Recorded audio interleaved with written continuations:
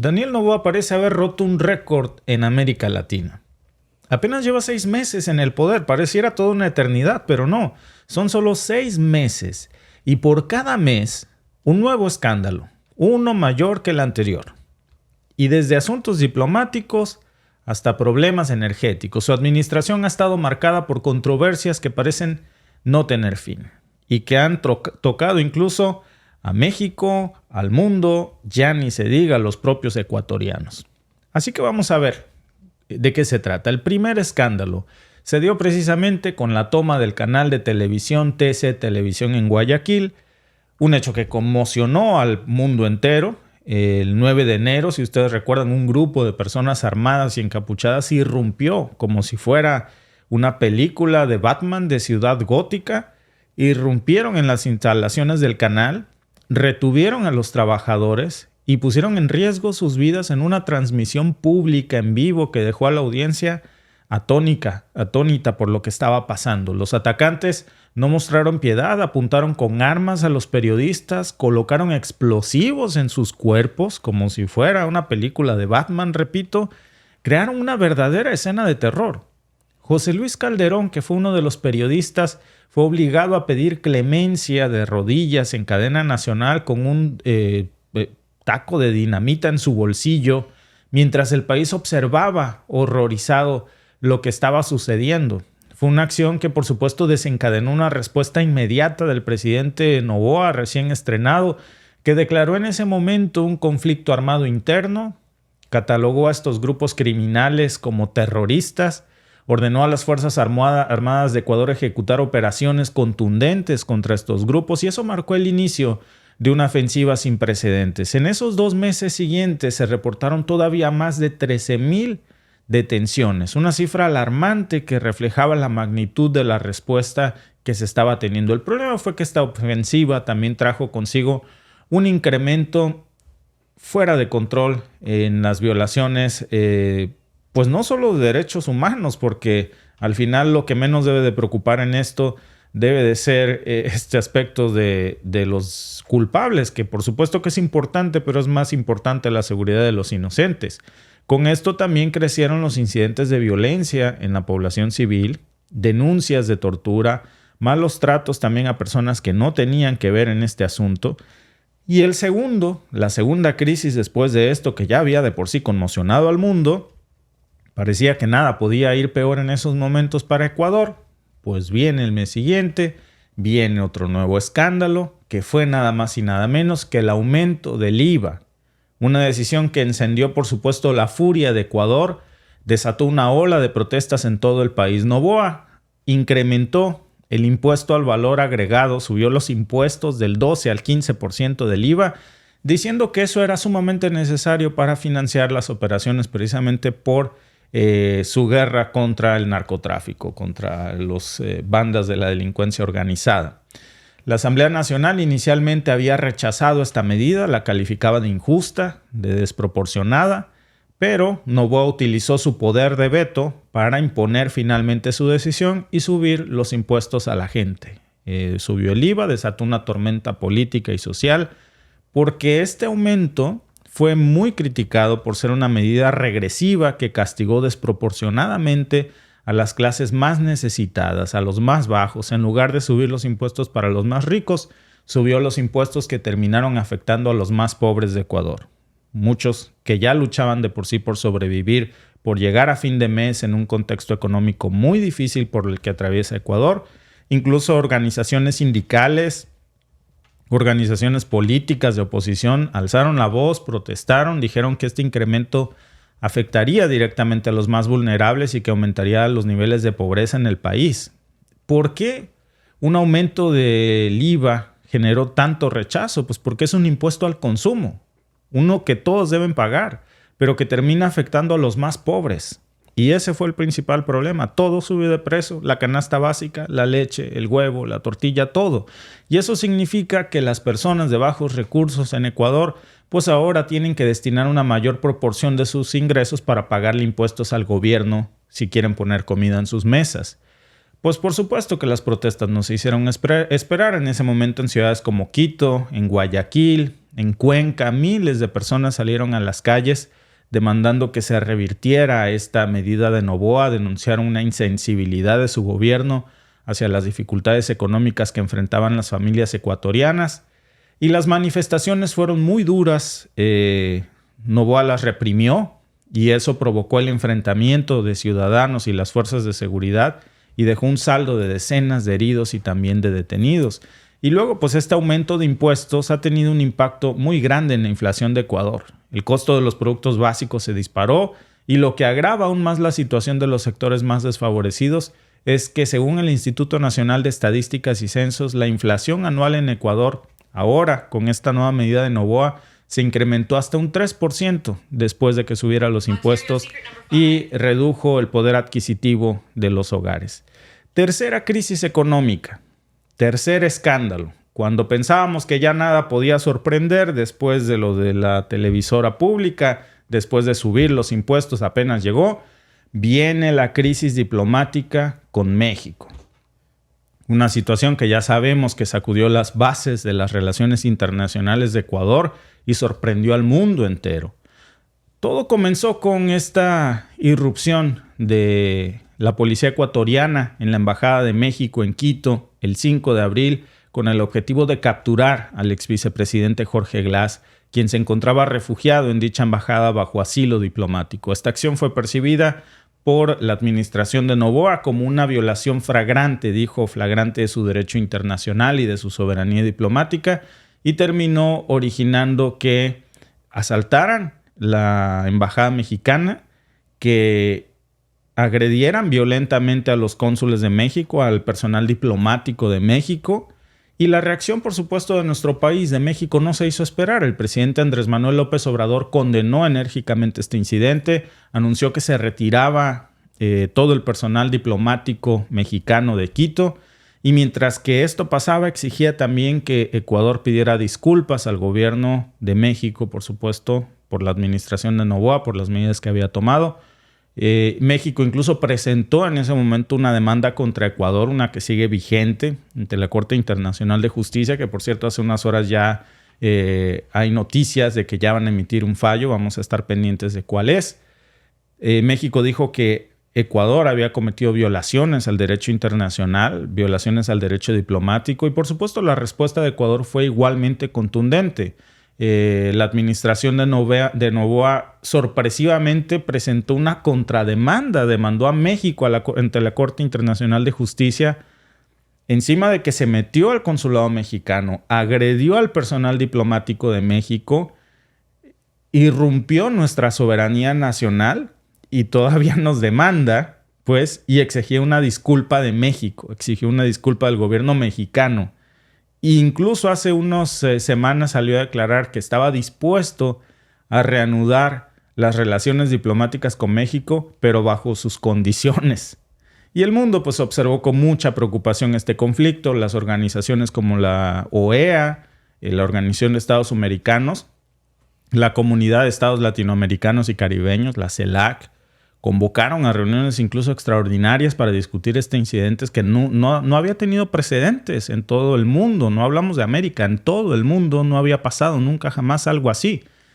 La mayoría de los países miembros, de hecho, condenaron la acción de Ecuador, la calificaron como inaceptable, exigieron una resolución pacífica y conforme a las leyes internacionales, y las repercusiones que esto ha tenido pues no se limitaron a un ámbito diplomático. Noboa generó una verdadera crisis diplomática internacional en el frente interno. Esta crisis debilitó, por supuesto, aún más ya la frágil popularidad de Noboa después de que subiera los impuestos, se desatara esta oleada de inseguridad, ahora produciera una crisis diplomática con México que trascendiera las barreras internacionales. Pensábamos que ya no podía ser nada peor. Pues ahí les va Noboa de nuevo. Cuarto mes, cuarto escándalo. Uno que involucró una consulta popular que polarizó al país. Noboa buscó legitimar y ampliar su mandato y se le ocurrió, pues para bajar la presión, disipar un poco los señalamientos en su contra, pues hacer un referéndum con 11 preguntas, algunas inocentes, otras obvias, pero algunas que comprometían la soberanía de Ecuador y pretendía entregar a intereses extranjeros precisamente al pueblo ecuatoriano. Uno que tocaba temas cruciales para la política y la seguridad de Ecuador. De esas 11 preguntas, 9 fueron aprobadas por los votantes, las que eran cebos, las que eran obvias, las que eran relleno. Es como si te preguntaran, ¿estás de acuerdo con que todos vivamos bien? Sí, sí estoy de acuerdo. ¿Estás de acuerdo con tener una vida digna? Sí, sí estoy de acuerdo. ¿Estás de acuerdo con que se entregue a Ecuador a empresas extranjeras? No, espérate. Y esto fue precisamente lo que pasó en este referéndum. Se provocó un serio debate sobre lo que realmente pretendía este referéndum. Las dos propuestas clave que fueron rechazadas, las que realmente Noboa quería, desafiaban directamente las aspiraciones precisamente de Noboa, porque la primera estaba relacionada con el arbitraje internacional y lo que buscaba era permitir que Ecuador reconociera el arbitraje como un método para solucionar las controversias en materia de inversión extranjera y de contratos comerciales. Y el pueblo ecuatoriano sabiamente vio esto como una amenaza a su propia soberanía nacional. ¿Cómo es que esto podía estar incluso encima de los propios tribunales y leyes ecuatorianas? Es decir, que una empresa extranjera, estadounidense o la que ustedes me quieran decir, pero sobre todo tenía una dedicatoria, se asentara en Ecuador, explotara a los ecuatorianos y si había alguna disputa en materia de inversión, pues eso no se iba a dirimir en los tribunales ecuatorianos. Al final se iba a dirimir fuera de Ecuador y fuera de Ecuador se iba a dictar justicia para esas inversiones extranjeras.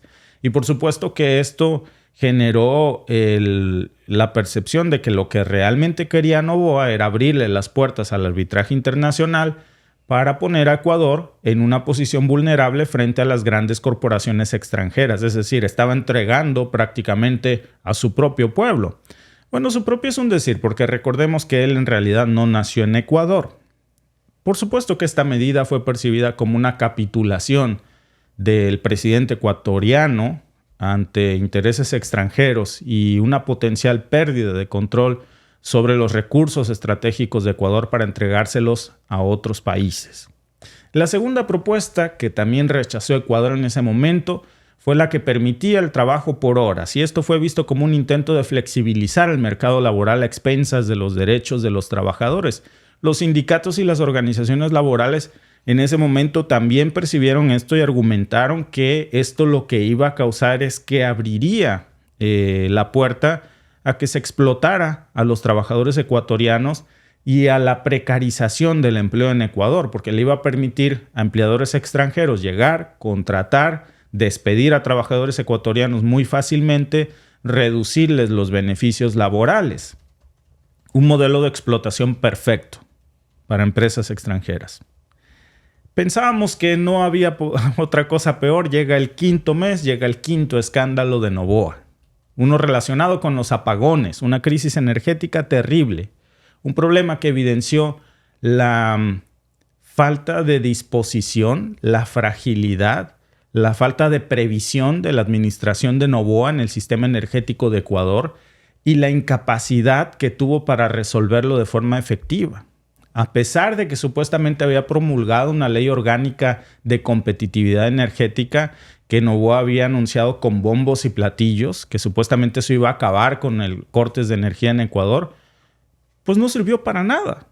Los apagones en Ecuador volvieron y peor que nunca. Sobre todo a mediados de abril, paralizaron sectores claves de la economía, afectaron la vida diaria de millones de ecuatorianos.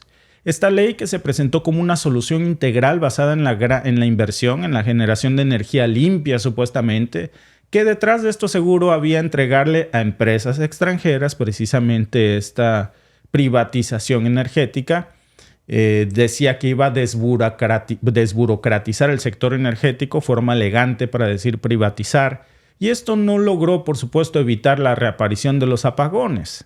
La realidad fue que, al final de cuentas, otro duro golpe para la administración de Noboa, que había prometido un suministro energético confiable y eficiente, pues ¿qué fue lo que salió mal? Porque al implementarse esta supuesta ley, fue criticada por su falta de planeación, porque no tuvo una ejecución efectiva, porque hubo una pésima administración de los recursos energéticos del Estado y porque hay también una evidente falta de inversión en infraestructura crítica. Estos apagones tuvieron un impacto devastador en la economía ecuatoriana. La interrupción del suministro eléctrico terminó afectando a las industrias, a los comercios, a los servicios, a los hogares.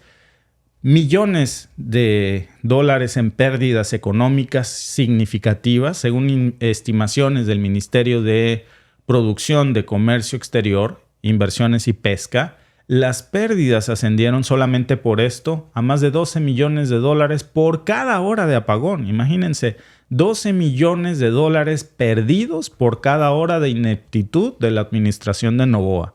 Y esto pues representó un golpe severo para una economía que ya de por sí tenía muchos problemas con un aumento de los impuestos y encima con esto, pues claro que esta situación llevó a la destitución de la ministra de Energía y Minas, de Andrea Robo, porque a alguien había que culpar y no se iba a culpar Noboa a sí mismo, así que acusó a su ministra de traición a la patria y de paralización de un servicio público junto con otros 21 funcionarios de gobierno. La gravedad, por supuesto, de estas acusaciones nos habla de la desesperación de Noboa por encontrar a un culpable para que no se hable de su evidente ineptitud.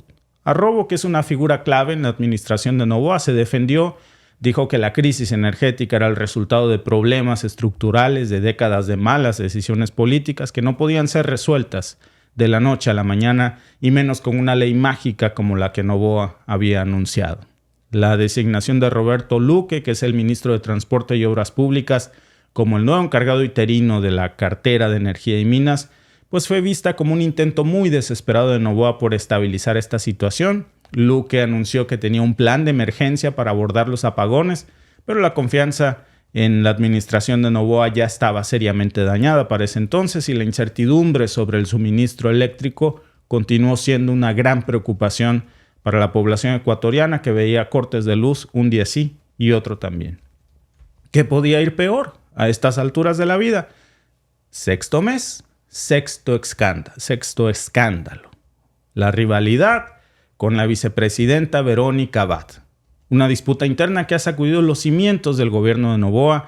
Desde el inicio de su administración, la relación entre Noboa y Abad ha sido tensa, ha sido muy conflictiva. Noboa decidió asignarla incluso como embajadora en Israel, tenerla lo más lejos posible de su vista. Muchos interpretaron esto como un intento deliberado de apartarla de Ecuador, de quitarle todo su poder, de reducir su influencia política. Y esta decisión de exiliarla no solamente generó controversia, sino que también expuso las divisiones internas dentro de su gobierno. El nombramiento de Abad como embajadora en Israel pues fue justificado por Noboa porque dijo que era en base a su supuesta afinidad y experiencia con Israel, argumentando que ella había manifestado públicamente su deseo de trabajar por la paz en Medio Oriente y entonces la manda ya a lograr la paz en Medio Oriente, imagínense. Y bueno, pues la opinión pública y los analistas políticos vieron esto como un gesto de mantener a sus enemigos lejos de él o enemigas, y Abad, que es conocida por su ambición política y por su capacidad para movilizar el apoyo de los ecuatorianos, pues claro que era una amenaza evidente para la administración de Noboa, que se le está, como decimos en México, haciendo engrudo el atole un día sí y otro también.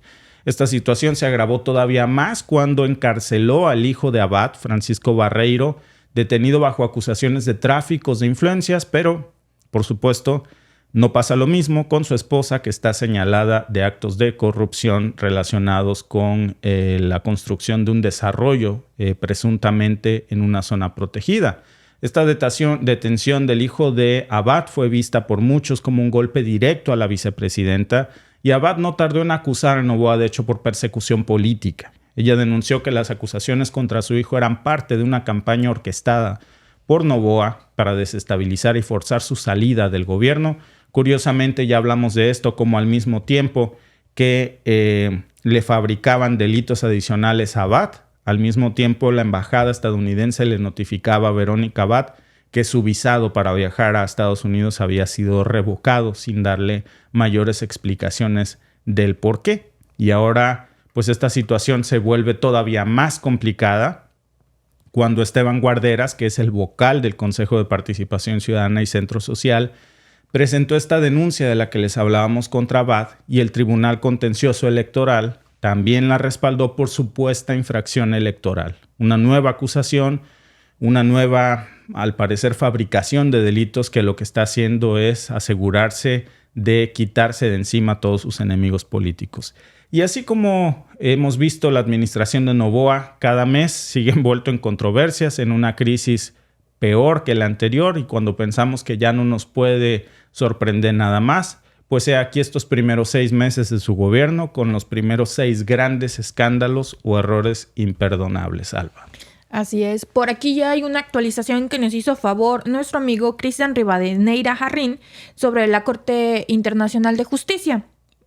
Obviamente ya sabíamos cómo iba a salir, pero se los leo. La Corte Internacional de Justicia rechazó las medidas provisionales solicitadas por México por la irrupción en su embajada en Quito. No existió un riesgo real. Aunque entraron los policías con armas largas, aventaron al embajador, como pudimos ver en los videos, no existió un riesgo real, supuestamente, dice la Corte Internacional de Justicia. Entonces esto como que le da luz verde a Estados Unidos para que rompan la embajada en la que está Julian Assange. De la misma manera, pues porque sí, no va a existir riesgo para la embajada, no va a haber consecuencias. Entonces, pues no, lleva 14 años Assange peleando, huyendo en embajadas, huyendo por su vida, porque hay que decirlo como es, su vida corre riesgo, pero con esto pues la Corte dice que Estados Unidos podría hacer lo mismo también y sacar a Assange de la embajada, que no va a correr riesgo, no va a haber ningún problema. Eso es lo delicado del fallo de la Corte, que ahora cualquier país puede hacer lo mismo y entonces pues no va a haber un peligro real. Claro, porque fíjate, sí, hace unas horas salió ya esta información pública. Dice en su anuncio, la CIG consideró que las medidas tomadas por Ecuador hasta ahora son suficientes para garantizar la inviolabilidad de la Embajada de México en Ecuador. Pues claro, pues si ya no hay, ¿cómo la va a violar? Claro. ¿No? No hay requisito previo que más fundamental para el desarrollo de las relaciones entre los estados que la inviolabilidad de los enviados diplomáticos y las embajadas. Sí, no obstante, fíjate, el tribunal reiteró la importancia fundamental de respetar los principios consagrados en la Convención de Viena sobre relaciones diplomáticas al afirmar que no hay requisito previo más fundamental para el desarrollo entre los estados que la inviolabilidad de sus enviados diplomáticos y las embajadas. O sea, como Poncio Pilato se lavó las manos, claro, yo no me meto. Bien lo dijo el presidente de México en su momento, Noboa no hubiera hecho esto si no se hubiera sentido respaldado por alguien. ¿Por quién? ¿Quién sabe? Pero les recuerdo que Noboa no nació en Ecuador, nació en Miami, Florida, no es ciudadano ecuatoriano de nacimiento, es ciudadano estadounidense de nacimiento, pero lo que nos trae hoy aquí es la manera, Alba, en la que vaya presidente, 6 meses de gobierno, 6 escándalos, uno más grande que el anterior. Cuando pensábamos que nada nos podría sorprender, pues siempre aparece Noboa de nuevo con una sorpresa nueva cada mes. Voten en nuestra encuesta del día, por cierto, en YouTube, ¿qué crisis ha impactado más a Ecuador durante el gobierno de Noboa? Las opciones son A, inseguridad, B, aumento del IVA, C, crisis con México o D, apagones energéticos. Es muy importante su participación.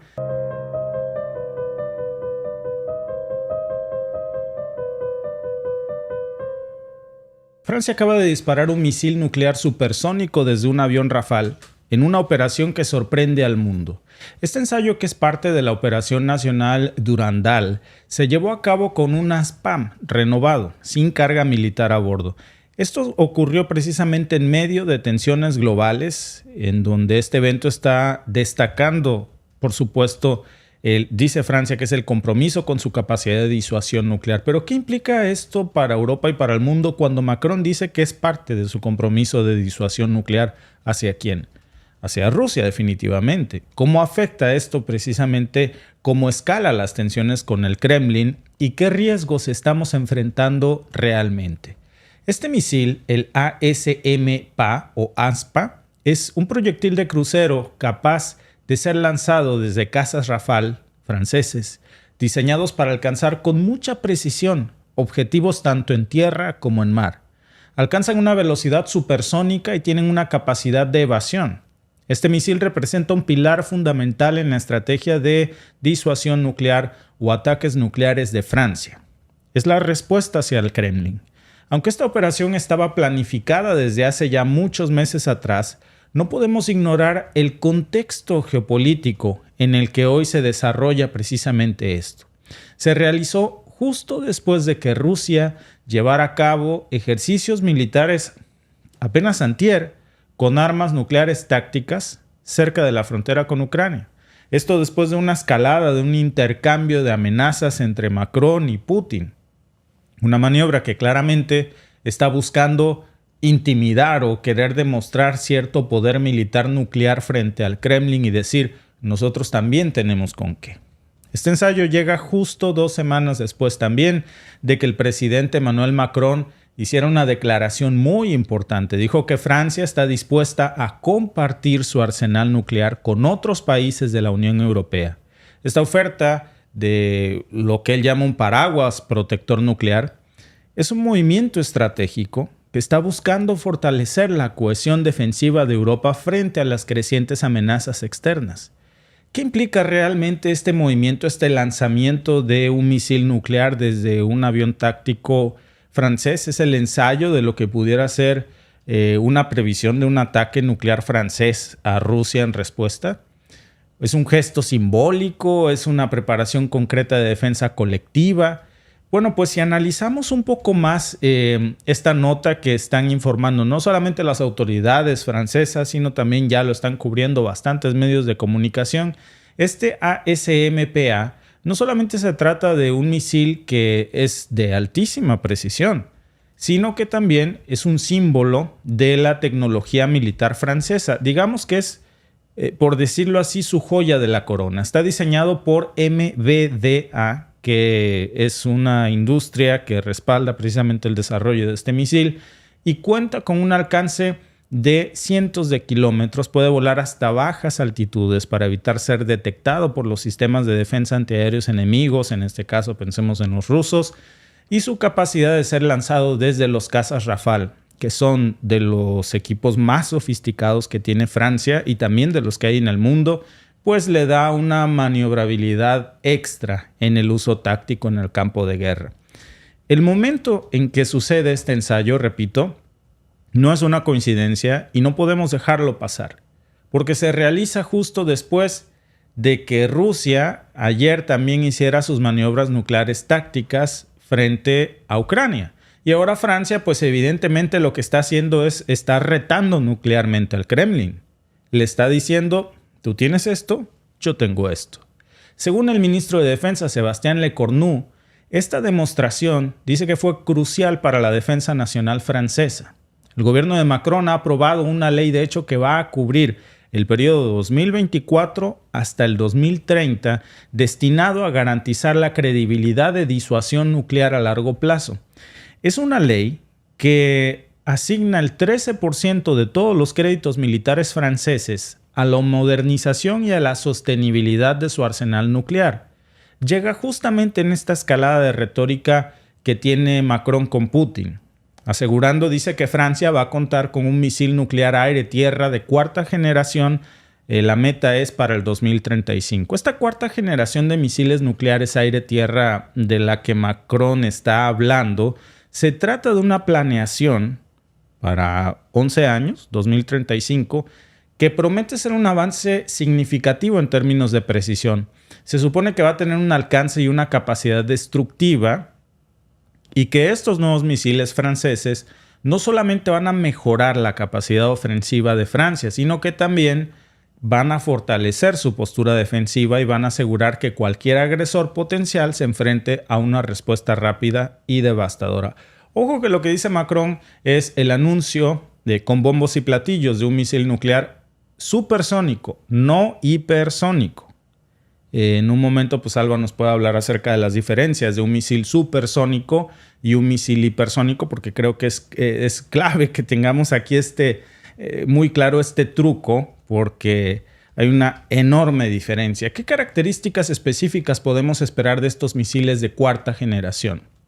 Se anticipa que incorporen tecnologías avanzadas de sigilo, sistemas guiados mejorados y una mayor resiliencia ante las defensas antiaéreas rusas. ¿Por qué es tan importante para Macron realizar este tipo de ensayos justo ahora? Pues la respuesta está en la geopolítica actual que hemos visto, en la retórica que Macron ha pasado diciendo en los medios de comunicación. Por supuesto, la guerra en Ucrania, las tensiones con Rusia, sus elecciones, en donde sus niveles de popularidad están por los suelos, las crecientes amenazas globales que dice Macron que lo han empujado a reforzar su retórica nuclear frente a Putin. Coincidentemente, también en un momento donde Putin le ha ganado la partida a Macron en el Sahel. Le ha ganado la guerra sin tirar una bala en Níger, en Burkina Faso, en Mali, en Nueva Caledonia y próximamente en Senegal, en donde Rusia ha tomado el control de estas áreas que antes estaban bajo el control francés. Y ahora Macron parece estar desesperado por demostrarle al mundo y al Kremlin que habla en serio, que realmente Francia debería de ser percibido como una amenaza real para el Kremlin, mientras que Rusia cuenta con un arsenal de aproximadamente 6.700 ojivas nucleares. Hay que recordar que Francia solo posee alrededor de 300. Es una disparidad enorme y alarmante que pues subraya la necesidad de que Francia muestre el músculo de su capacidad de respuesta con estas 300 ojivas, aunque una de esas sería suficiente para desencadenar una verdadera, un verdadero masacre, una verdadera masacre global. Pero el hecho de que Francia esté dispuesta a compartir su arsenal nuclear con otros países de la Unión Europea, pues también tiene implicaciones muy importantes, porque estamos hablando de que va a agravar la proliferación de armas nucleares en el mundo de una forma irresponsable. ¿Es realmente lo que está proponiendo Macron la mejor forma de garantizar la seguridad para la Unión Europea? Porque la idea de esto que plantea Macron de un paraguas nuclear europeo suena atractivo en términos de defensa colectiva, pero también nos habla de muchas preguntas y preocupaciones que debemos de tomar en cuenta. Primero está el tema de la proliferación de armas nucleares, que se supone que Occidente tiene un compromiso para que esto no suceda. Incluso entre sus aliados de la OTAN, esto podría desencadenar una carrera armamentista en la región. Países que antes se conformaban con la protección de la OTAN, pues ahora van a sentirse obligados a desarrollar o adquirir sus propios arsenales nucleares porque está de moda. Y van a argumentar el riesgo de conflictos y accidentes. Y luego está, por supuesto, la expansión del acceso a armas nucleares que podría complicar los esfuerzos globales de no proliferación de desarme. La comunidad internacional ha trabajado muchísimo durante mucho tiempo para intentar limitar la propagación de estas armas, como para que ahora venga Macron y socave estos logros con su famoso paraguas nuclear, compartiendo sus 300 ojivas nucleares, una por aquí y otra por allá. El segundo punto que también es muy importante es que compartir el arsenal nuclear francés con otros países miembros de la Unión Europea pues nos debe de lanzar muchas dudas sobre el control y comando que esto va a tener. ¿Quién va a tener el botón nuclear? ¿Quién va a tener la autoridad para decidir cuándo y cómo se van a usar estas armas nucleares? ¿Macron? La cadena de mando en situaciones de crisis tiene que ser muy clara, muy eficiente y sobre todo si se involucran múltiples países, pues esto va a introducir demoras, conflictos, tomas de decisiones que podrían ser garrafales. Y esta falta de claridad podría ser explotada también por sus adversarios, aumentando por supuesto el riesgo de errores de cálculo y de que todos volemos en 1000 pedazos. Así de claro. Y luego, pues la propuesta de Macron va a generar un descontento y también una resistencia dentro de la Unión Europea. Ya nos quedó claro la postura de países como Italia, por ejemplo, España también. No todos los países miembros de la OTAN comparten la misma visión, ni siquiera Washington está de acuerdo con la visión de Macron. Algunos, como incluso Alemania, también han mantenido una postura muy firme en contra de este tema que hoy está planteando Macron de la proliferación nuclear. Y lo que va a pasar es que van a ver esto pues como una amenaza a la seguridad y a los principios de no proliferación de armas nucleares que tanto se han esforzado en sostener.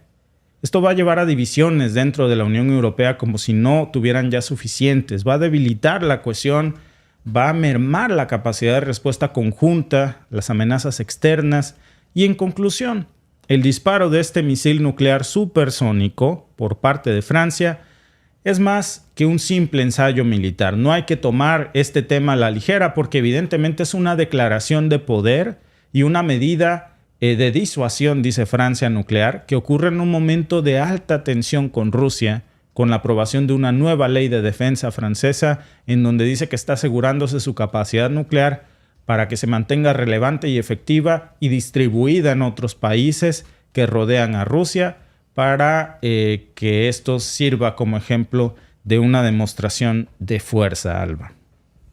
Sí, una demostración de fuerza que creo que es innecesaria. Como bien decías, la diferencia entre los misiles hipersónicos y los supersónicos. La primera pequeña diferencia es la velocidad. El misil supersónico no pasa de Mach 3, va de 1 a 3, eso es lo máximo. El hipersónico puede superar el Mach 5. En tecnología y diseño, eso solo es en la velocidad. En tecnología y diseño, los supersónicos suelen ser más tradicionales y están optimizados para superar la barrera del sonido sin enfrentar los extremos térmicos y de presión asociados con velocidades aún más altas. Los hipersónicos utilizan tecnologías avanzadas para manejar las altas temperaturas generadas por la fricción a estas velocidades extremas. También pueden incluir características como alas con ángulos específicos o materiales que puedan soportar el calor intenso.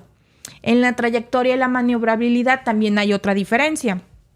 Los misiles supersónicos tienen trayectorias más predecibles y son generalmente menos maniobrables. Y los hipersónicos, su capacidad para maniobrar a larga trayectoria es más fácil.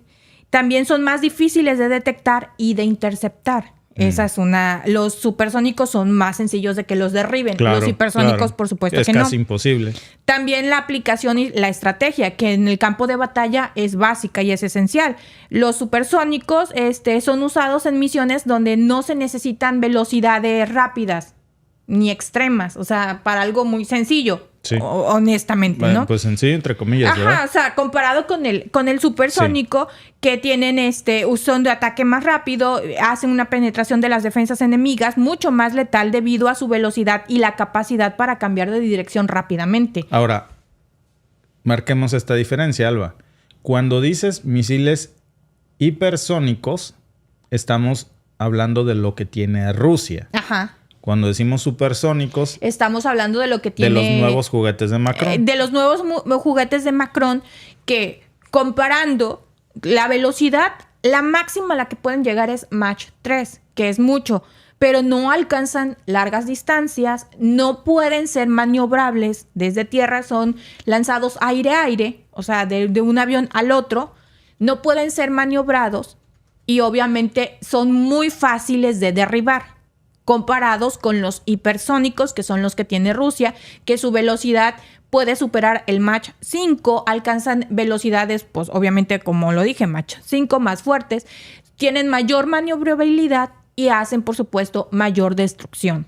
Entonces, digamos que son los antecesores, el supersónico es el antecesor del hipersónico. Y fíjate, Alba, ya lo hemos dicho, pero vale la pena que lo repitamos, porque lo que se está hoy difundiendo como propaganda de agárrense, porque ahora sí se desató el Armagedón. Digo, no deja de ser una nota gravísima, ¿verdad? Es terrible porque un misil nuclear supersónico hace un daño terrible. Pero este es un mensaje, dice Macron, de disuasión. O sea, para entender lo que queremos decir cuando decimos disuasión, es como para asustar al otro. Sí. ¿Tú crees que Putin se sienta asustado con un misil supersónico desde un Rafale? No. Cuando él tiene misiles hipersónicos y China tiene misiles hipersónicos que se lanzan desde drones hipersónicos. El hipersónico, el cuadrado. O sea, honestamente... Han de estar riendo, han de estar diciendo, hold my beer. Pues sí. Porque si estamos hablando de tecnología militar, los supersónicos, ahora sí como las caricaturas, ¿no? Son como ya el arma antigüita, son como para empezar a calentar motores. Realmente No le hacen ni los mandados al hipersónico, ni en velocidad, ni en maniobrabilidad. De hecho, los hipersónicos son los que están utilizando para mayor eficiencia. Realmente los supersónicos son muy fáciles de derribar comparado con los hipersónicos, que los pueden cambiar de ruta. Los supersónicos solo los lanzan, y como los lanzan, como cuando tiras una piedra, se va y a como la tiraste así va a caer. Sí, sí. Pero el hipersónico le puedes cambiar la ruta en el Buen aire. ejemplo. Exacto, le puedes cambiar la ruta. Por supuesto, son velocidades más grandes, con mayor calor y todo. Es un diseño mucho más moderno. Nada que ver uno con el otro. Ahora, fíjate, Alba, déjame mostrarte estas notas porque de veras que la propaganda, ¿no? Es muy efectiva. Claro. Déjame mostrarte esta nota. De que los dos hacen daño, sí, Pues hacen sí, daño. claro. Sí, claro. Pero en cuanto a efectividad en el campo de batalla, no hay comparación uno con el otro. Mira, hace 4 semanas, un mes, Estados Unidos lanza por sorpresa su primer misil hipersónico para cazas de combate. Lockheed Martin ha lanzado el primer misil hipersónico para aviones de quinta generación como el F-35 Lightning y el F-22 Raptor. Su nombre es Mako, en honor al tiburón más rápido del planeta. El misil hipersónico de largo alcance multiuso es capaz de alcanzar cualquier tipo de blanco y se puede lanzar desde el aire o desde un submarino. El desarrollo del Mako, que se presentó en el Congreso de Defensa Sea Air Space 2024 hace unos días, comenzó en el 2017 dentro del programa de armas de ataque. Alba, 2024 se presentó en el Congreso el primer misil hipersónico. Esto lo tiene Rusia y China desde hace 2 años. No, pues sí, no, pero es que aquí honestamente el que está diciendo Hold My Beer a todo el mundo, pues más bien es que el sake, no, es japonés, ¿verdad? Por China, en vez de Hold My Beer. China. El pero sake, es japonés, el sake. sí, pero el sake ¿por qué es no? japonés. También. Bueno, pues Hold My Arroz. Sí, sí. Tiene el dron hipersónico que mueve el misil hipersónico. O sea, China ya está en otras ligas. Yo creo, de verdad, Alba, sin una cosa propagandista ni nada, pero es que también cuando vemos estas dos versiones, dice Macron que es una estrategia de disuasión nuclear, o sea, para asustar a Putin.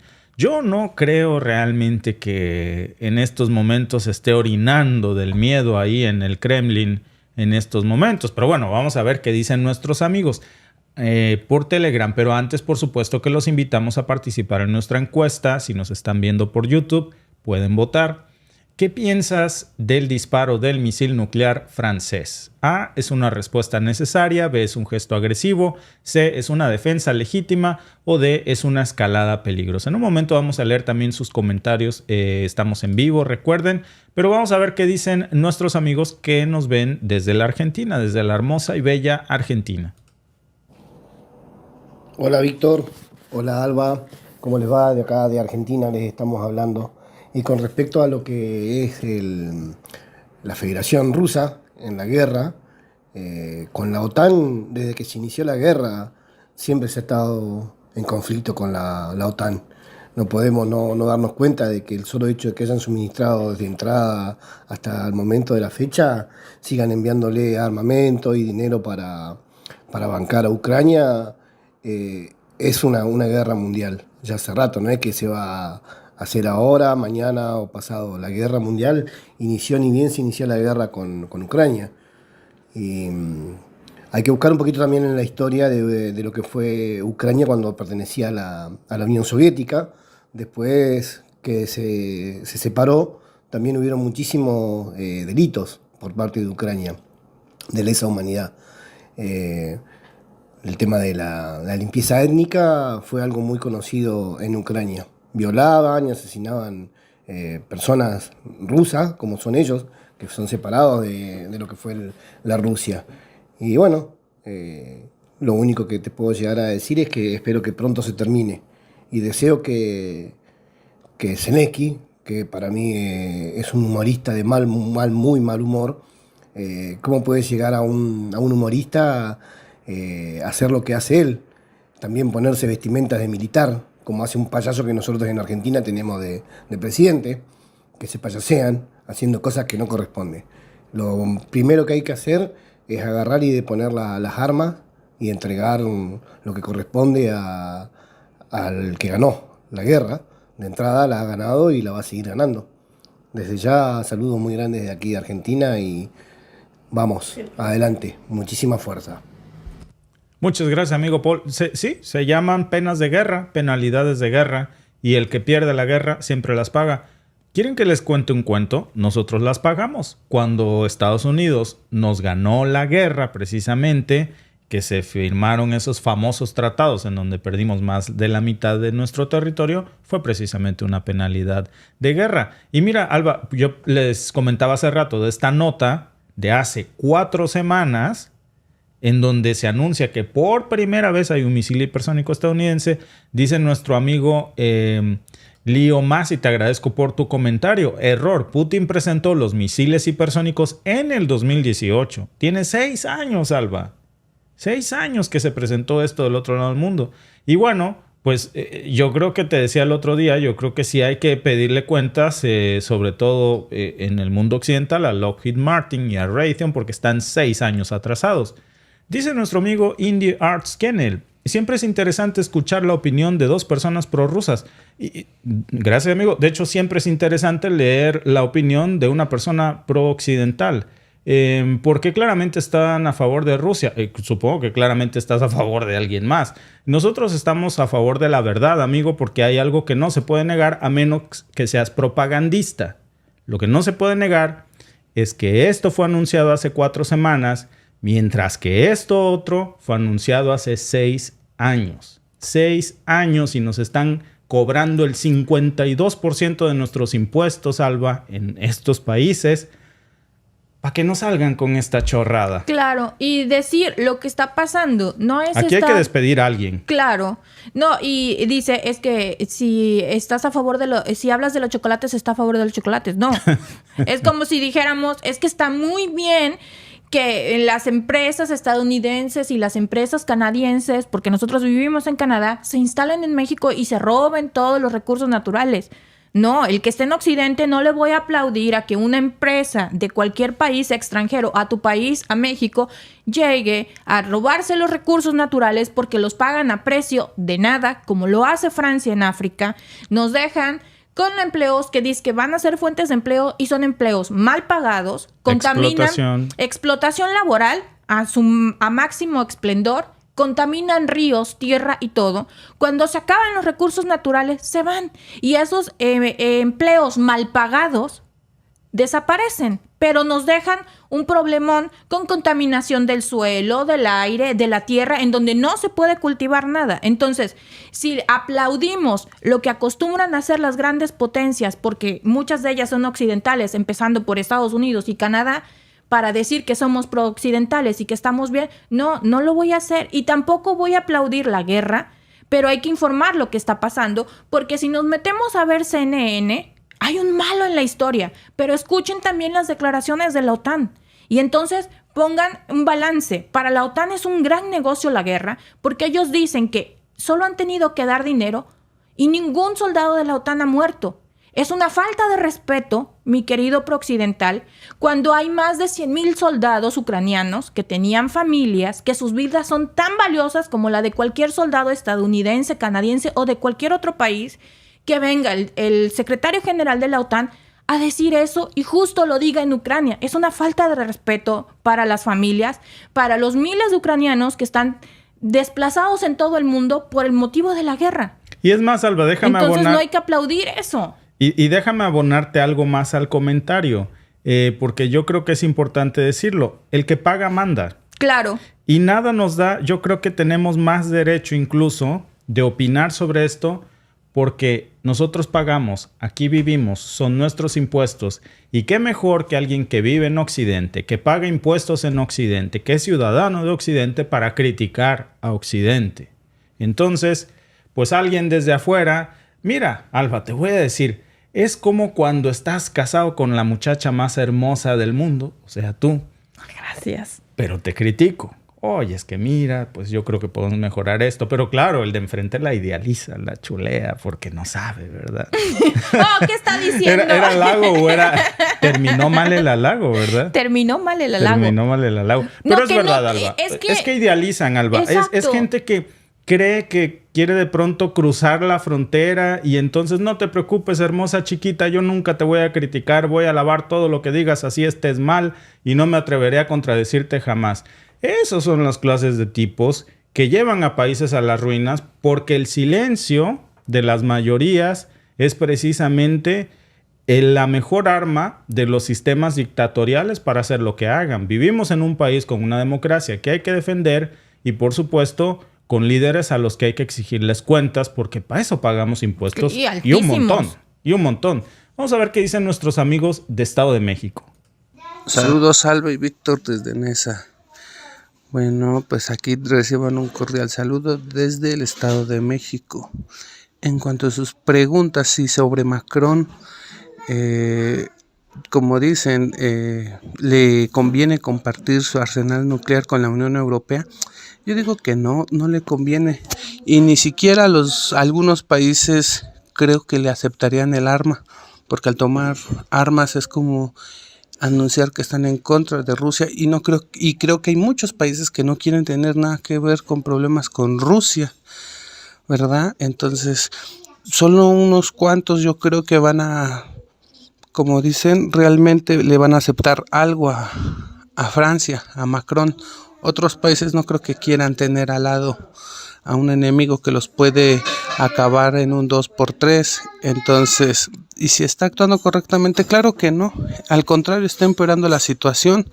A él lo más fácil, como dicen, es más fácil que ataquen directamente a Francia para acabar, como dicen, para que no siga soltando la peste. Como decimos aquí en México, muerto el perro, se acabó la rabia. Y eso tendría que tomarlo en cuenta Macron, porque el problema se lo va a llevar a su país, no va a repartir los problemas hacia otras naciones, sino para sí mismo. Bueno, fíjate que decía un alto funcionario de Italia hace unas semanas, ningún soldado italiano morirá en nombre de Macron. Muchos de estos países ni siquiera se les permite en su constitución tener armas nucleares como Polonia. Esto es cierto y es algo que por supuesto hay que considerar, que si hay tratados de no proliferación de armas nucleares, precisamente es pues para esto, para que no proliferen, no para prestarlas por todos lados. Hola, buenos días. Yo creo que el presidente Macron tiene complejo de Napoleón, porque, bueno, en comparación con el líder que fue Napoleón, pues este señor no tiene nada que ver. Lo único que le gusta es andar armando muchos conflictos. Y este que está haciendo es una clarísima de que pues a él no le importa más que lo que él piensa y ni incluso tampoco le importa el pueblo francés. Porque ponerse a pelear con Rusia, que ha demostrado ser, a pesar de ser una potencia, ser muy centrado y no hacer cosas fuera de contexto. Pero este presidente Macron, primer ministro, yo creo que los franceses se deberían de preguntar muy seriamente y quitarlo del cargo lo más pronto posible. Bueno, amiga Sandra, de hecho, amiga Sandra N, no sé si será nuestra amiga Sandra Núñez, por cierto, si no, pues déjanos saber ahí. Pero mi querida amiga Sandra, tienes toda la razón. La cosa es precisamente eso, que Macron está en elecciones en este momento. Hay un proceso electoral en Francia y está en sus niveles de popularidad más bajo. Además, tiene que rendir cuentas a los franceses por perder el control de áreas muy importantes del dominio francés como Burkina Faso, Níger, Mali, Nueva Caledonia. Muy pronto estaremos hablando de otras zonas más. Y bueno, pues evidentemente de ahí Francia se fondeaba de muchos recursos naturales, níquel, uranio, etcétera, y ya no más. Entonces, por supuesto que esto es algo que preocupa, que está ejerciendo mucha presión en la política francesa, y este tipo de cosas son el distractor perfecto para cambiar la agenda de comunicación y en lugar de que se hablen de estas cosas, pues la famosa caja china. Buenas tardes, Víctor y Alba, y a toda la familia mexicana. Salva Arnoli por aquí. La humanidad no se cansa de hacer estupideces y de escalar y escalar y escalar más en el conflicto. Macron o Napoleón 2.0, como le llamo yo, o el Napoleón de papelito, no se cansa tampoco de hacer el ridículo y encima de eso no se acaban de dar cuenta de que está en desventaja con respecto a la cantidad de misiles nucleares que tiene. 2, que Rusia cuenta con misiles nucleares hipersónicos, que ya son palabras mayores. Al final, sea del lado que sea, siempre vamos a salir perdiendo, sea quien sea que lance la primera piedra. Esperemos que llegue la cordura y que de hecho esto llegue a buen término, porque al paso que vamos y se sigue escalando en este conflicto, vamos directo a la extinción. Yo anteriormente bromeaba y decía que estaba reuniendo palos y piedras para vender después del holocausto nuclear, ¿no? Porque así se va a hacer la cuarta guerra mundial, va a ser con palos y piedras. Pero bueno, lo decía en forma de una broma bastante pesada, porque aquí sencillamente no va a quedar nadie si eso llega a suceder. Vuelvo y repito, esperemos que se llegue a la cordura y dejen de escalar, de seguir escalando en el conflicto, porque esto no va a llegar a buen término. Tengan feliz tarde todos y muchas gracias. Muchas gracias, amigo Arnolis. Efectivamente, y lo decíamos, hay una enorme diferencia entre un misil hipersónico y supersónico. Pero como dice nuestro amigo Arnolis, esperemos que quepa la cordura en alguien o en todos, porque parece que la discusión de disuasión nuclear hoy se está tratando de quién se quiere morir, primero o mañana. No, pues es que queremos todos estar vivos, no es que alguien se quiera morir ahorita hipersónicamente o mañana supersónicamente. Ese es el gran problema del debate central. No se trata de disuasión nuclear ya más, se trata de ver quién se muere primero y quién alcanza a vivir unas horas después en un escenario en donde al final del día, amigos, todos vamos a salir perdiendo. Muchísimas gracias, por cierto, a todos por votar en la encuesta. Fíjense qué pasó, que por alguna razón no se había publicado la última encuesta, la tuvimos que republicar. Algo sucedió, incluso tal vez quedó por ahí atascada, pero la volvimos a lanzar. Gracias por participar tan rápido en nuestra segunda encuesta y con gusto déjenme presentarles los resultados de la encuesta para que todos podamos verlos por aquí. Miren, la pregunta que lanzamos es: ¿qué piensas del disparo del misil nuclear francés? El 50% piensa que es una escalada peligrosa. El 32% piensa que es un gesto agresivo. El 11% de nuestra querida gente que nos está viendo y siguiendo, nuestros amigos, piensa que es una respuesta necesaria. Y el 5% que es una defensa legítima.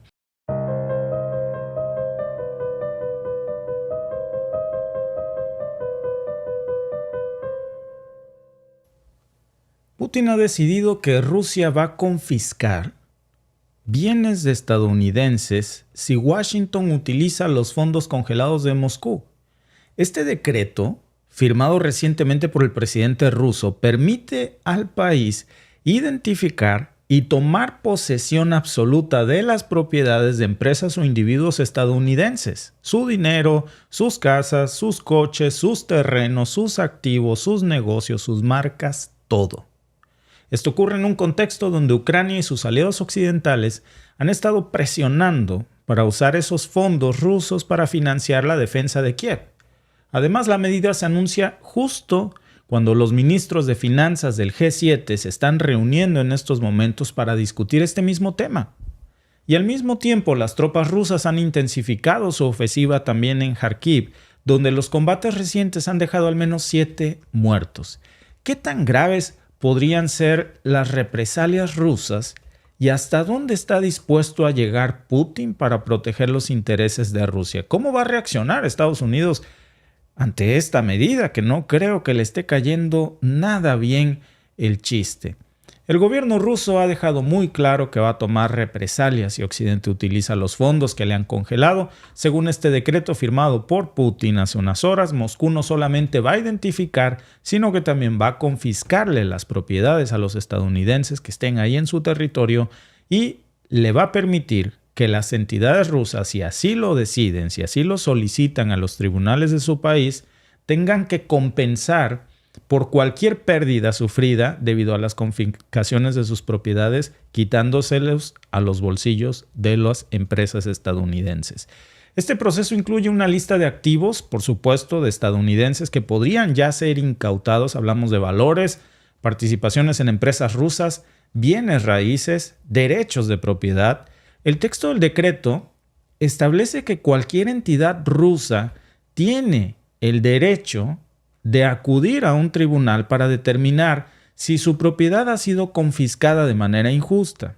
Este proceso judicial le va a permitir a las empresas estadounidenses y a los particulares rusos también presentar su caso ante un juez argumentando que sus activos, sobre todo los de los oligarcas rusos, es decir, miren, si a un oligarca ruso le quitaron $1,000 millones, pues simplemente se va a un tribunal ruso y le dice, me quitaron $1,000 millones de rublos o de dólares en Washington, entonces cóbratelo con Starbucks, cóbratelo con McDonald's, si sus activos fueron incautados sin justificación legal.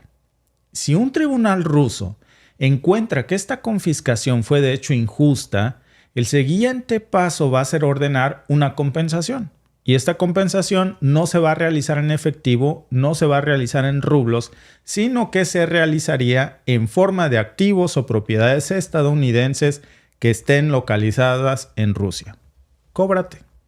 La Comisión Gubernamental sobre Ventas de Activos Extranjeros tiene un papel muy importante ya en este proceso. Va a ser la responsable de elaborar y de mantener una lista detallada de todos los activos estadounidenses que sean susceptibles de confiscación en territorio ruso. Esta lista va a incluir una amplia gama de bienes, desde, repito, participaciones en empresas rusas, edificios, hoteles, valores financieros, derechos de propiedad, es decir, cualquier propiedad que le pertenezca a ciudadanos estadounidenses puede ser utilizada como moneda de cambio. ¿Por qué este enfoque es tan importante?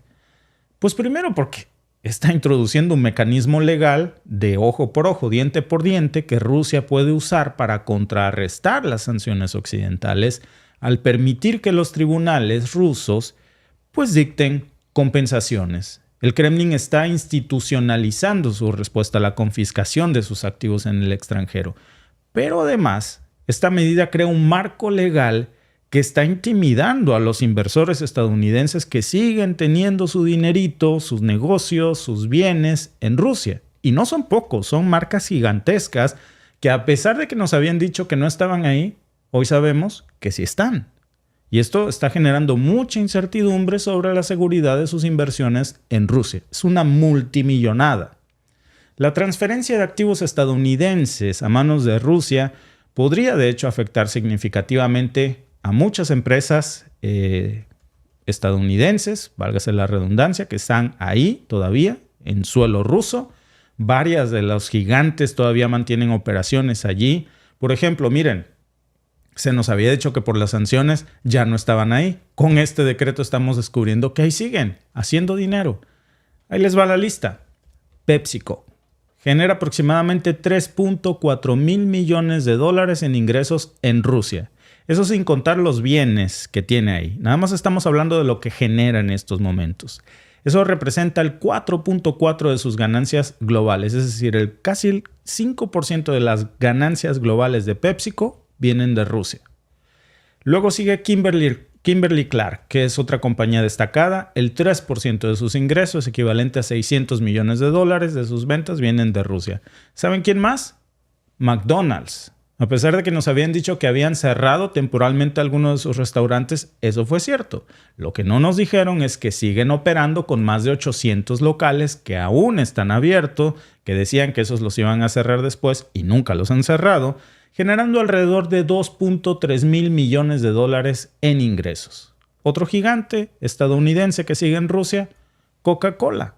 A través de Coca-Cola y también Hellenic Bottling Company sigue operando en Rusia con todas sus instalaciones de producción, con toda su logística operando al máximo. ¿Saben quién más? Citigroup. Banamex en México. Citigroup es dueño de Banamex, por ejemplo, y de muchos otros bancos alrededor del mundo, pues siguen en Rusia. Imagínense el daño de incautar un banco completo. A pesar de los intentos de que supuestamente querían vender su negocio de consumo en Rusia, pues esto no pasó.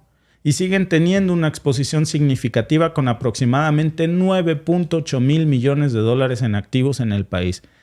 Otro más, solamente por citarles algunos, Estée Lauder. Obtiene cerca de 500 millones de dólares de sus operaciones en Rusia, mientras que hoteles importantes estadounidenses como Hilton, la famosa cadena de hoteles, mantiene 29 hoteles operativos en Rusia que pronto podrían pasar a manos de oligarcas si esto se cumple. Por supuesto, la lista es interminable. No nos alcanzaría este podcast para terminar de enumerarlas y la suma sería impactante. Y por supuesto, la dimensión de estas transferencias de activos sería un golpe en seco para Washington, porque afectaría no solamente a la economía rusa, afectaría principalmente a las empresas estadounidenses que van a perder importantes inversiones que tienen ahí.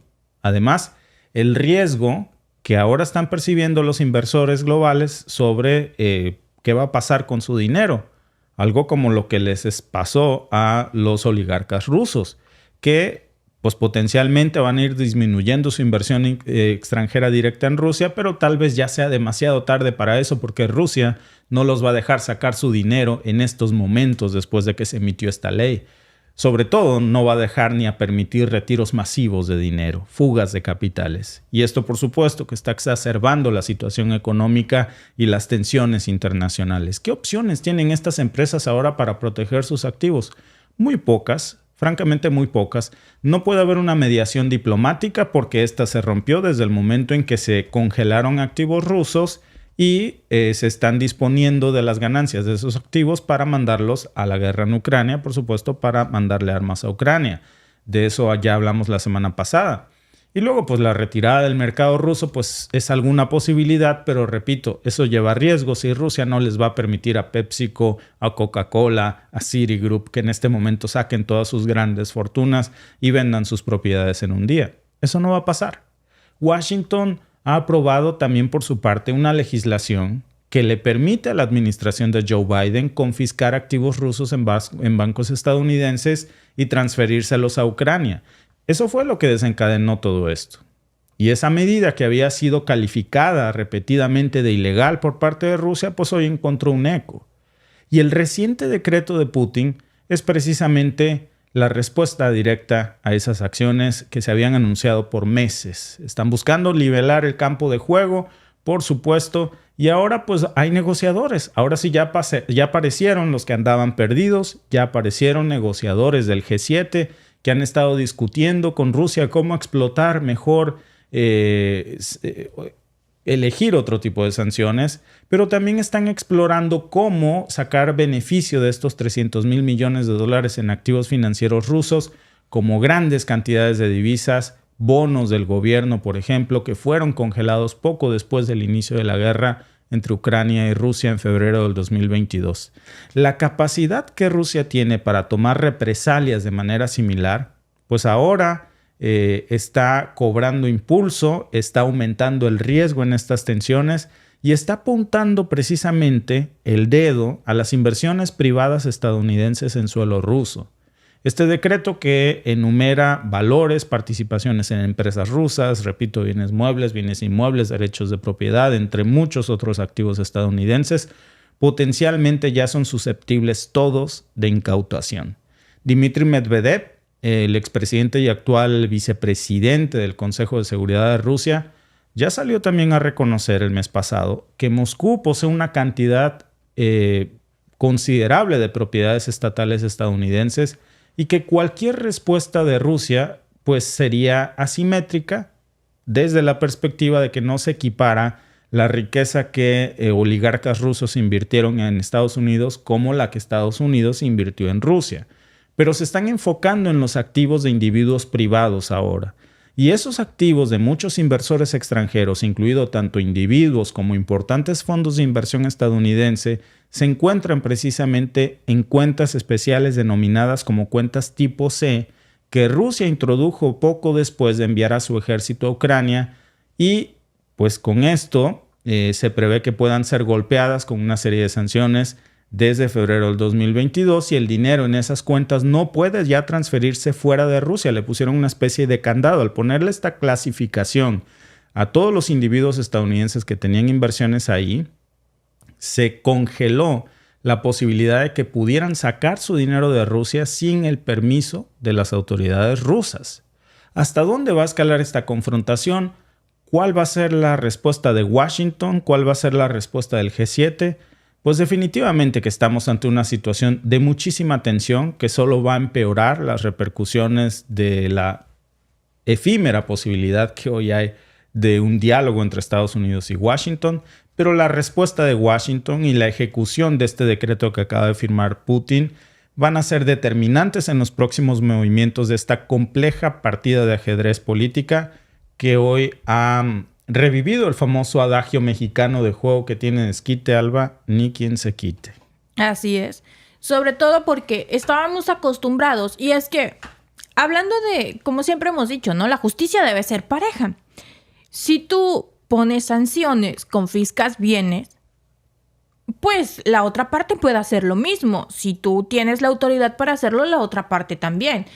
Se suponía que nadie podría hacer eso. Si tú violas esa ley, los demás también lo pueden hacer. Entonces, si tú confiscas los bienes de empresarios rusos u oligarcas rusos, como se les llama, que están supuestamente ligados a Putin y al gobierno, y de ahí pretendes financiar la guerra, y sabes que tienes oligarcas estadounidenses o empresarios estadounidenses o marcas occidentales que también han invertido dinero en Rusia, pues obviamente los estás exponiendo a lo mismo, a que el país diga, ok, tú tomaste esa decisión, los demás países que están contigo tomaron esa decisión, bueno, pues yo voy a tomar la misma decisión dentro de mi territorio. Todo lo que es de Occidente va a pasar a manos rusas.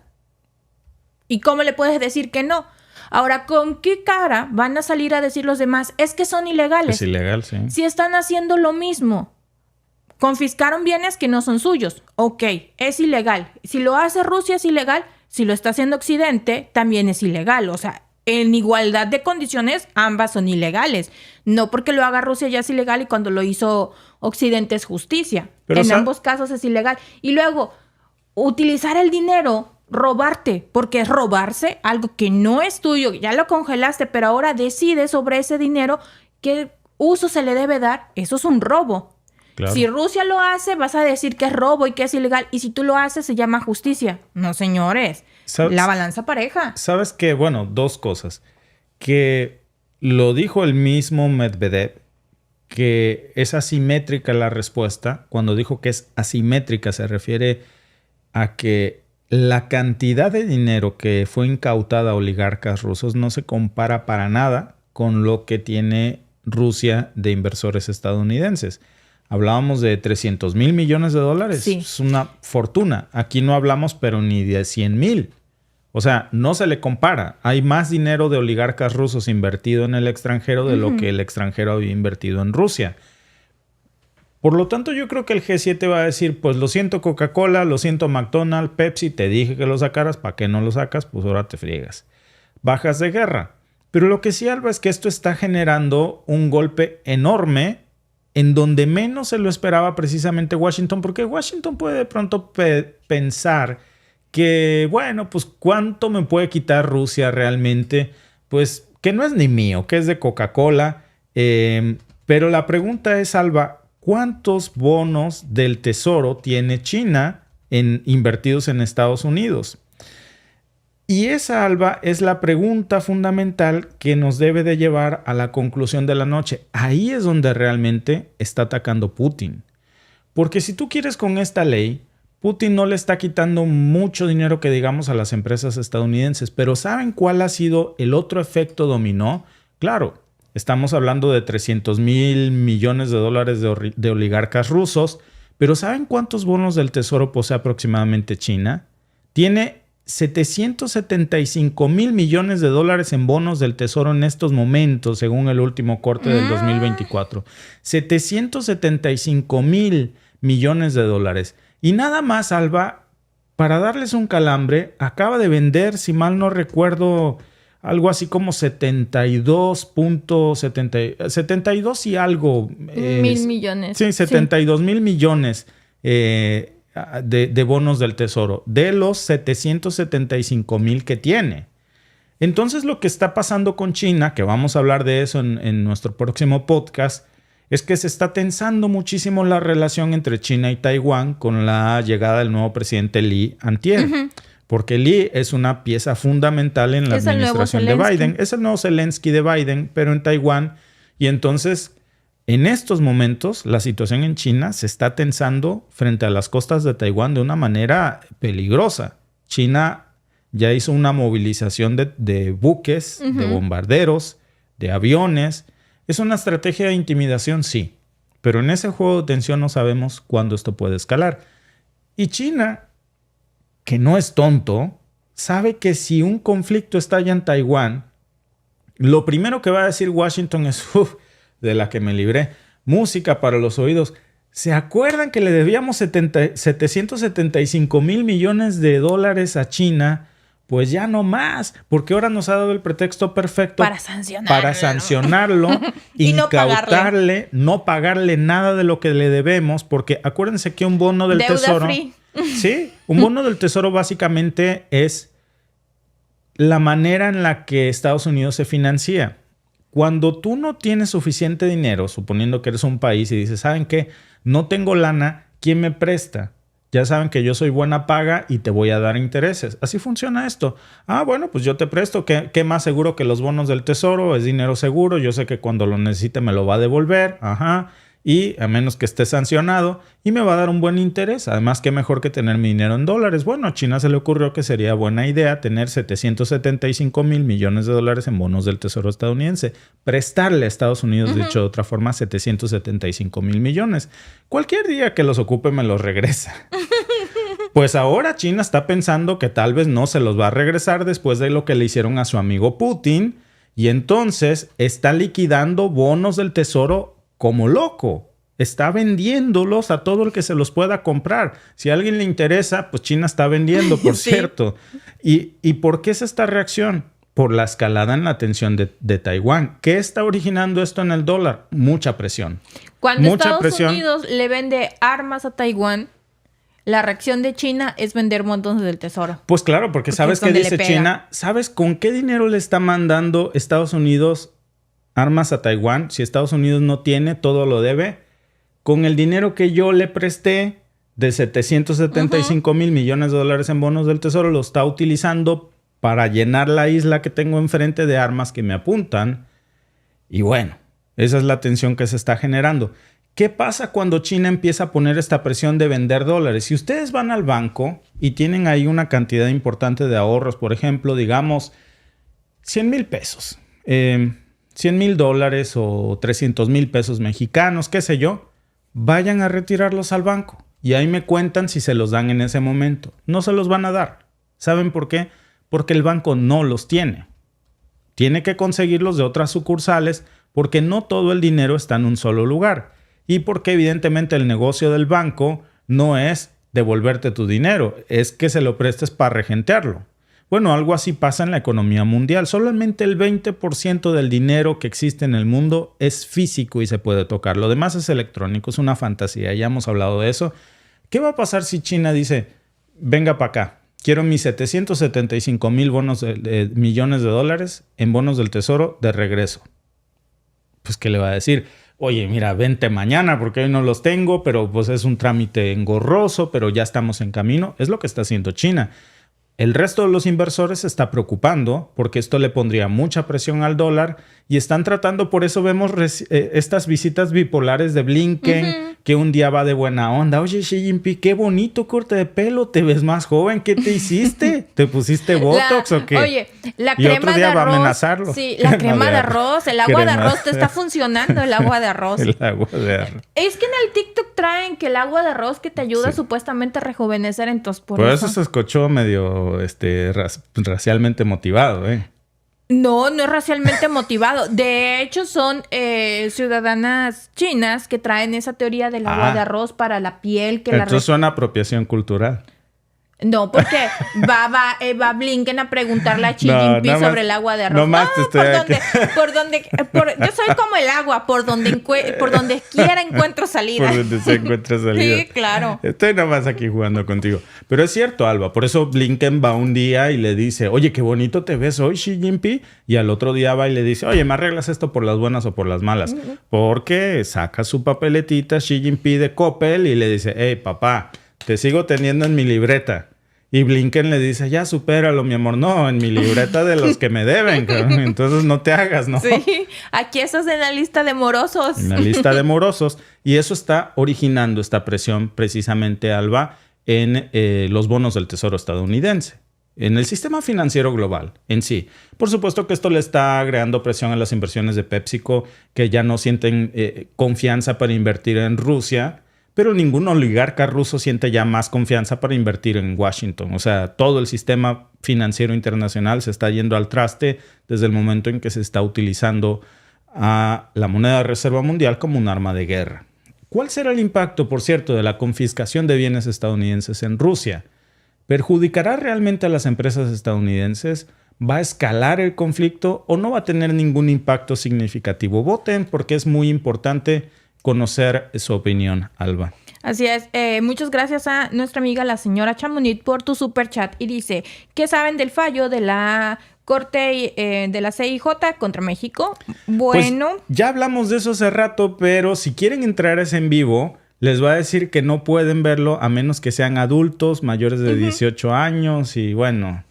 Pues a grosso modo, amiga, pues la Corte Internacional de Justicia determinó no proceder con las medidas provisionales solicitadas por México en el caso contra Ecuador respecto a la inviolabilidad de su embajada en Quito.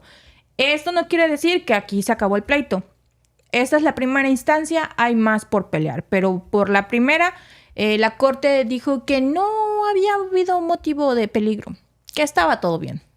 Entonces, invadir embajadas, según la Corte Internacional de Justicia, está bien. No hay ningún riesgo, así que... Siempre que seas cuatacho el mero mero. Exacto. Siempre que hayas nacido en Estados Unidos y gobiernes en otro país. Pues más que nacer en Estados Unidos es el cuatacho de Don Biden, ¿no? Del que está por ahí ahorita. Pues no sabemos a lo último si siguió nada más. Si a lo mejor siguió órdenes, no sabemos. ¿Cuál será el impacto? Aquí están los resultados de la encuesta. Bueno, el 48% cree que esto va a perjudicar a las empresas estadounidenses. Por supuesto que las va a perjudicar. Pero el 40% cree que esto va a provocar una escalada del conflicto y el 11% cree que no va a tener un impacto significativo. Definitivamente no creo yo, Alba, que tenga un... Dependiendo de quién le preguntes. Si tú le preguntas a Coca-Cola si esto va a tener un impacto significativo, claro, pero por supuesto que te va a decir que sí, ¿verdad? Que ya habías hecho un video, de hecho lo hiciste tú solito. Sí. De las empresas, entre ellas McDonald's y varias empresas que se habían retirado de Rusia cuando se les dijo. Y que luego les dijo Rusia, ok, bueno, si se van... pues les confiscamos todo lo que dejen. No, siempre no nos vamos, nos quedamos. Es que no se pudieron ir. Porque los clasificaron como tipo C. Y bueno, pues ese fue precisamente el problema por el que tuvieron que quedarse. Gracias por vernos. Si te ha gustado este clip, síguenos en vivo para ver nuestro programa completo de lunes a viernes en nuestros canales de YouTube y Facebook. Suscríbete, comparte con tus amigos y déjanos tus comentarios. Te esperamos en vivo.